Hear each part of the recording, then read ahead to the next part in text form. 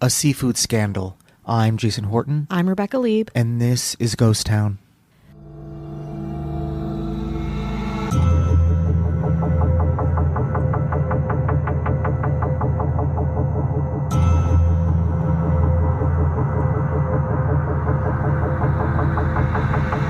On May 20th, after weeks of speculation and dozens of shuttered restaurants across the country, Red Lobster announced that it had filed for Chapter 11 bankruptcy. The 56-year-old seafood chain has meant a lot to me, both ironically and sincerely, but to be honest, I had no idea it was in trouble, or how it got here, or even what its fate holds, however delicious or disastrous. If I may, let me take you on a whirlwind tour through the history of a restaurant that holds a dear place in my heart, one that might not be a part of our lives like it has been. Let's be thankful, let's reflect, let's talk the rise and fall of the seafood restaurant chain Red Lobster. On January 18th, 1968, the first Red Lobster, at that point called the Red Lobster Inn, opened its doors in Lakeland, Florida.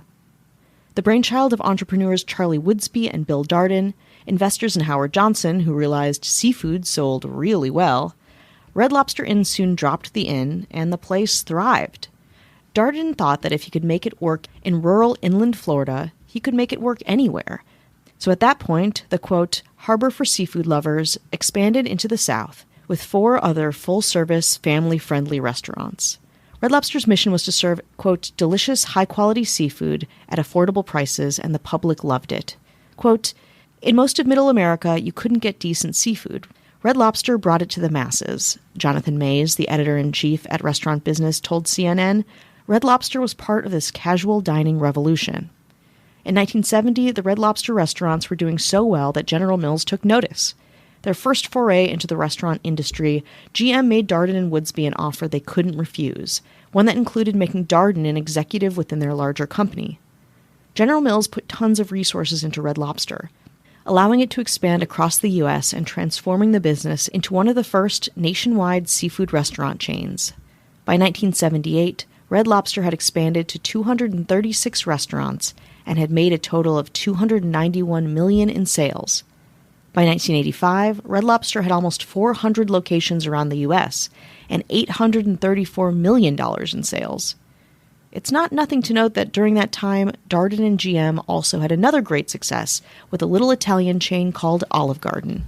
After expanding into Canada in 1984 to much fanfare, the company held its first Lobster Fest, a lobster-fueled celebration with limited-time-only dishes, drink specials, and discounts.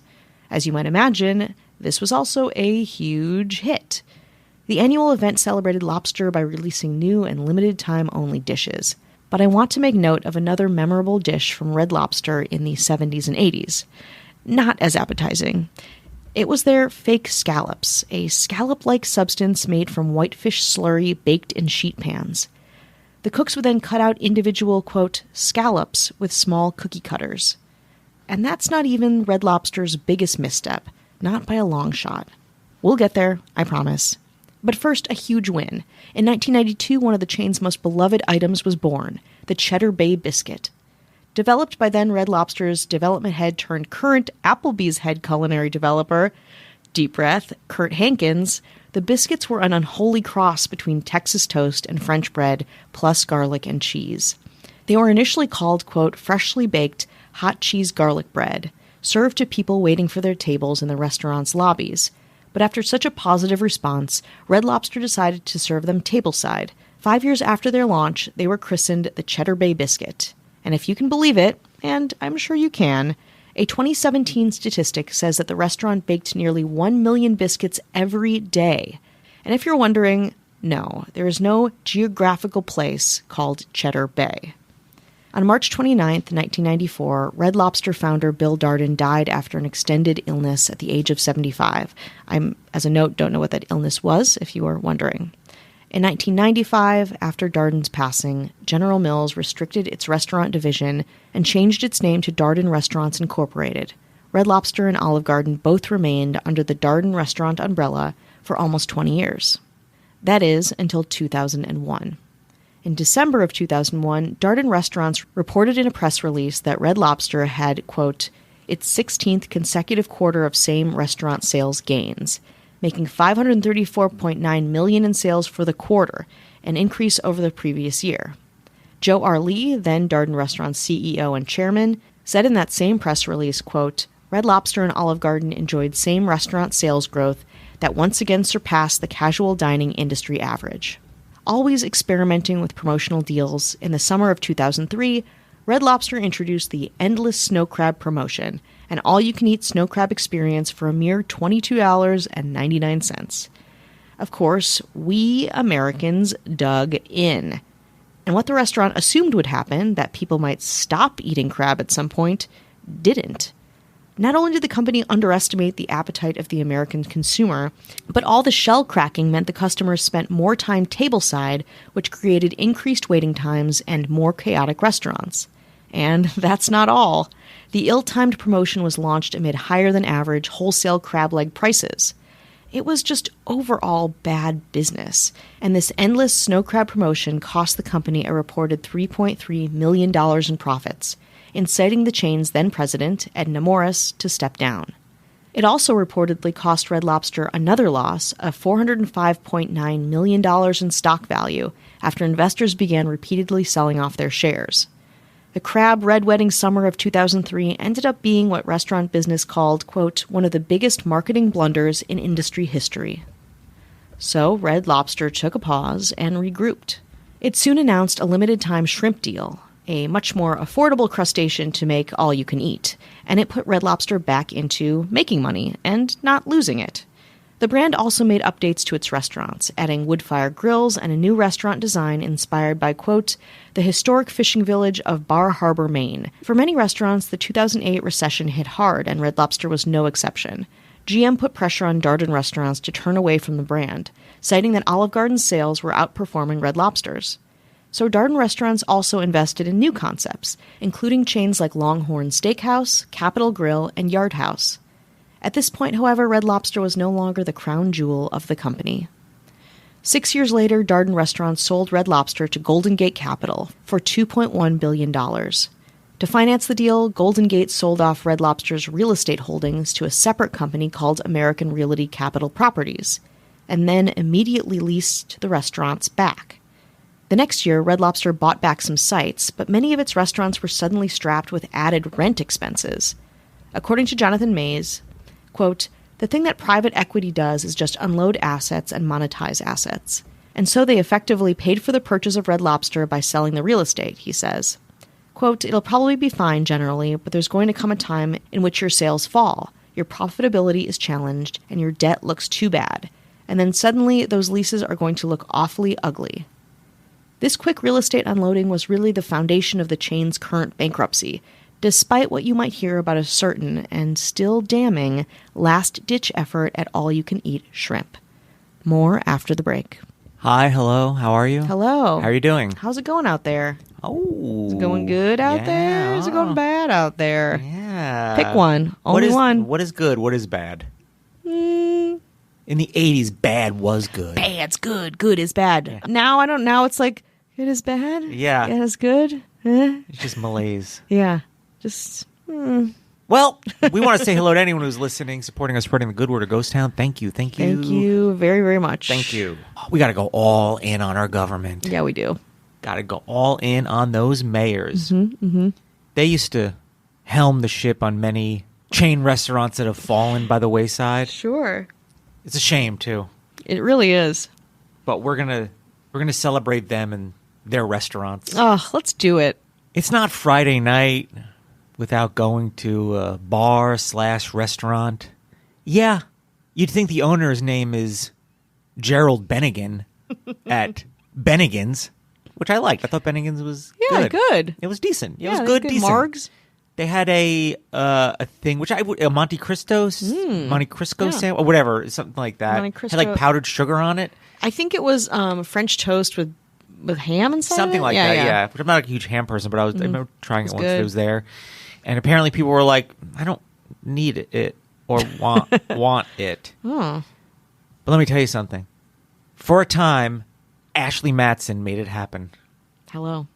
Ram-ba-da-lam-ba-dam-ba-dam-ba-dam-ba-dam-ba-dam, ding-dong. Let's go back to the 1950s. Oh, my God. Let's go back to a time that was great, apparently, where... Yeah, for all of us. For everybody. It was wonderful. You got a little jukebox at your table. Ooh, Yeah. milkshake. You're sharing a milkshake with your sweetheart? Yeah, an egg cream. Some dairy-based, giant dairy-based Maybe drink. somebody's on roller skates. I don't know if they Sure. are or not. But let me tell you something. This mayor kept the doo-wop alive. No, her name wasn't Johnny, and her last name wasn't Rockets. Her first name was Kat, and her last name was Joselle. Now, this is a one-off. This is a one-off, and this is a deep-cut L.A. restaurant that I don't know much about. I don't know if anyone's listening knows. You can look it up. I know you know where the Johnny Rockets was on Melrose, right? I do, yeah. There was a restaurant called The Burger That Ate L.A. I don't remember this at all. It was gone before It Wow. was gone probably in the 90s. Probably me can see it in an episode of like Beverly Hills 90210 or something like that. And it had a huge burger. Ooh. It was really cool. I think it was the only one. But to me, it was like a place where I was like, I really wish I could have checked that out. Yeah. But they tore it down. But for a while, it was on TV shows like Beverly Hills 90210. And you can thank its proprietor, Kelly Meehan. Hello. You don't have to go to jolly old England to go to this fish and chippery. I think maybe a few still exist that are hanging on by a thread or maybe not. But it used to be a thing. It was seafood themed. Oh. We're talking about Arthur Treacher's Fish and Chips. Are you familiar? I have no idea what It might that be is. more of an East Coast thing. I remember there was one sort of in the neighborhood that I lived in. Who is Arthur Treacher? Who is Mr. Treacher? I don't know. I only know about the true owner, Casey Weber. Hello. This fast foodery, I think, was part of the Carl's Jr. line of Empire. Has a pretty tough name. Hardee's. Do you know Hardee's? I know Hardee's. I grew up around many Hardee's. Okay. Yeah. They're kind of... I think they're done. I think they're dead. Or they're like hyper regional. Yeah. I don't know. But let me tell you something. It takes a cool guy to run a place with a hard name. And that's Matthew Clemens LeRae. Hello. Now, I don't know if you know this place, but it is a classic. I believe I may have had a birthday party there. It might be... They definitely had them in California. Is it McDonald's? No, it is not McDonald's. I'm not going that basic with this, okay? Got it. It was a food and ice cream parlor called Farrell's. Does that ring a bell? No, it does not. I thought you were going to say when you said, I was like, Fuddruckers. I was like, No, that's a good one, though. good one. And I love it. But not that. Farrell's. Farrells, like a kind of like armband, like they had like armband, kind of like ragtimey, kind of like 1930s. Yeah, puffy shirt and like mustaches. Yes, and, like, exactly like yeah, that. like Exactly parlor like that. hats. If you want to have like a nostalgia from a place that you may have never been but you wish you had, go seek out video or photos of Farrell's. They had them. I know they had them in New Jersey. And I know they have them in California just from my research. Yeah. And I think they existed up until sort of recently. But it's amazing. That would be the super fun proprietor, Emma Hopkins. Hello. Now, I'm going to go over the deeper cut. That is going to be on the heels of Farrell's as far as kind of the look.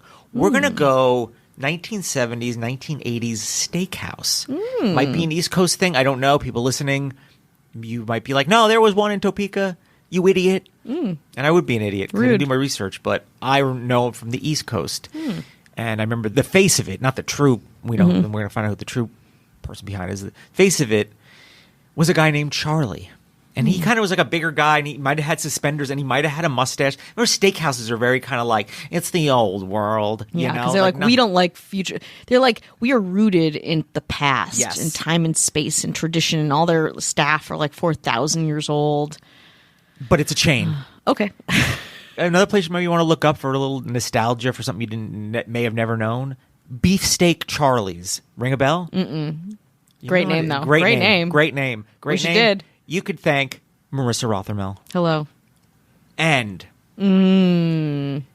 our governor. What's she serving up? a bulldozer, just bulldozing these places. Wow. Just knocking them down. She's the one that says, no more. If it doesn't make dollars, it doesn't make sense. Oh, She's wow. just decimating. Wow. She's like, mom and pop, mom and flop. Yeah, how about You're mom done. till you drop, baby? Damn. She's the true visionary and at the helm of a place it's got a job for everybody, and eventually will be a job for everybody. It will take your jobs It from will take you. your job. Tiny business we love to call Amazon. just knocking it. Just the people are still working, and she's like, raise it. She's like, burn it down. Done. Profits, margins. Cash, money. No more twirly mustaches for you. Hell no. Barbershop, what? Well, yeah, no, They're thank dead. you. You're dead. Yes. Well, that would be our governor, Avian Noble. If you want no ads, no chit-chat, bonus episodes, just the good stuff, head on over to patreon.com/ghosttownpod, where we should have a bonus episode up 7 days free. You can check it out. You can listen to it, bail. There's like 80 bonus episodes. Do what you like. Or you can support us for $1 or $2. Or not. Could be cool. Yeah. Or you know what? You could use that $2 to maybe, get yourself a fish and chip. No. Well, you want to talk about a different fish and chip, different chip? Let's get back to Red Lobster. It's important. So after Darden Restaurant's brilliant real estate move to sell the restaurant real estate to a different company than the business itself, in 2016, Golden Gate, the then new owner of Red Lobster, sold 25% of the company to Thai Union, a Thailand seafood company, for $575 million, and unloaded the rest of the company to an investor group called Seafood Alliance, of which Thai Union was the biggest part. Seems kosher, right? Golden Gate likely came out ahead, but the same can't be said for Thai Union, whose biggest business claim to fame is owning the Chicken of the Sea tuna brand. Different business model than Red Lobster. Saddled with the cost of both the leases and the rents of the chain and the business itself, Red Lobster began slowly sinking, with Thai Union accruing more and more debt from the once highly profitable restaurant. But not only that, the seafood restaurant business was changing. People who wanted seafood started going to steakhouses, said Darren Tristano, the CEO and founder of Food Service Results, a food industry consultancy. Quote, "What's truly happened with Red Lobster is that the consumer base has changed and Red Lobster hasn't," he said. Red Lobster isn't losing to a competitor in their space. They're losing to competitors outside of their space. John Gordon, a restaurant analyst in San Diego, said Red Lobster had been on the decline for 20 years, but that it didn't, quote, fall on the knife until Thai Union got it. Quote, "They were totally unprepared to hold a casual dining restaurant," he said. And in 2021, the frayed hems of the business really started showing. Kim Lopdrup, Red Lobster's longtime CEO, retired in 2021, followed by the hiring of new executives into key positions, including CEO, Chief Marketing Officer, Chief Financial Officer, and Chief Information Officer, all between 2021 and 2022. And every new hire to these high-up positions left the company within a span of 2 years. In 2021, Red Lobster also refinanced its debt with one of its new lenders, Fortress Investment Group, an investment management group and private equity firm. During that time, Thai Union took a minority stake in the brand and became the main seafood supplier in an effort to cut costs and increase profits. In another effort to cut costs and increase profits, the welcoming culture of the restaurant was stretched incredibly thin. For example, servers were reportedly instructed to cover 10 tables per service instead of the minimum traditional 3, in an effort, again, to stretch people and save on labor costs. Limping into January of 2023, restaurant business reported that Red Lobster had closed 8 restaurants in the span of a few months as part of a, quote, routine review of restaurant performance. But that was only the beginning. In the summer of 2023, they rolled out their old mainstay, endless shrimp. This means you could get all the shrimp your heart desired from the chain for a mere $20. However, somehow the management couldn't sustain that deal, and Red Lobster raised the price of endless shrimp twice, eventually landing at $25 to cope with demand and improve profits. But even still, endless shrimp backfired. The chain reported operating losses of $11 million and $12.5 million in the 2 quarters following the initial daily endless shrimp promotion launch. Quote, if anything, the endless shrimp deals are probably as much a symbol of just either desperation or poor management or both, Jonathan Mays told Business Insider. That's when I enter the picture. I myself, Rebecca Leave, feasted on endless shrimp for my birthday on October 2023, taking part in subverting the corporate greed machine. I mean, I'm a hero, right? In 2024, Red Lobster narrowed down the endless shrimp to only Mondays. Didn't matter, though. Their debt was increasing. And eventually, Bloomberg reported that Red Lobster was considering a bankruptcy filing. Bankruptcy would be kind of a life raft, allowing Red Lobster to sustain its operations while reducing debts and expenses. But the rumors were flying, especially one that basically theorized that their ridiculously cheap shrimp promotion was what did them in. As you know from listening to this podcast, of course, that is not true, but a very fun theory. On May 13th, 2024, reports emerged that Red Lobster would be shuttering over 50 locations in California, Colorado, Florida, New York, and Texas, in addition to selling off kitchen items and furniture from closed locations. At this point, no public statement was made, and on May 19th, 2024, when Red Lobster did file for Chapter 11 bankruptcy, corporate headquarters was still silent. A month later, Red Lobster's CEO, Jonathan Tibus, finally released a statement saying that it was, in fact, filing for bankruptcy, something that everybody already knew. It also said its roughly 550 remaining restaurants would, quote, remain open and operating as usual during the Chapter 11 process. He also explained that the chain would be using the bankruptcy process to, quote, drive operational improvements, simplify the business through a reduction in locations, and pursue a sale of substantially all of its assets. This restructuring is the best path forward for Red Lobster. It allows us to address several financial operational challenges and emerge stronger and refocused on our growth.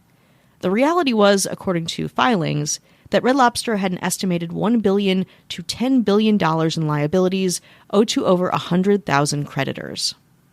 So, where do we Cheddar Bay from here? Will Red Lobster go the way of other bankrupt restaurant chains of yore like Soup Plantation and Howard Johnson's? Well, do not panic. Red Lobsters are still open as of now. And in an attempt to cut losses, Red Lobster also plans to implement a more sensible promotional calendar with fewer limited time offers. That seems not that aggressive of a plan, and the theories and press are still flying. Of course, corporate greed, people's jobs, the bottom line, and convenient and very funny shrimp conspiracy theories. According to an Eater piece about the chain by Amy McCarthy, quote, Red Lobster's ownership doesn't seem to care much about the hundreds of people who found themselves without a job when the restaurants suddenly closed their doors. The chain's current ownership cares only about money and stemming the losses caused by its own poor decision-making. Putting the focus on the shrimp quietly absolves those who were actually involved in its downfall. McCarthy goes on to say, quote, and so after billions of dollars in losses, too many executive shuffles to count, and 3 different corporate ownership groups in the past decade, why are we still trying to insist that Red Lobster's failure is the shrimp's fault? It's obviously much funnier and easier to believe that something as silly as an endless shrimp promotion could really spell the end of a restaurant that's been around since 1968. Like life and business and my love for Red Lobster, the sentiment is not completely right, but it isn't completely wrong.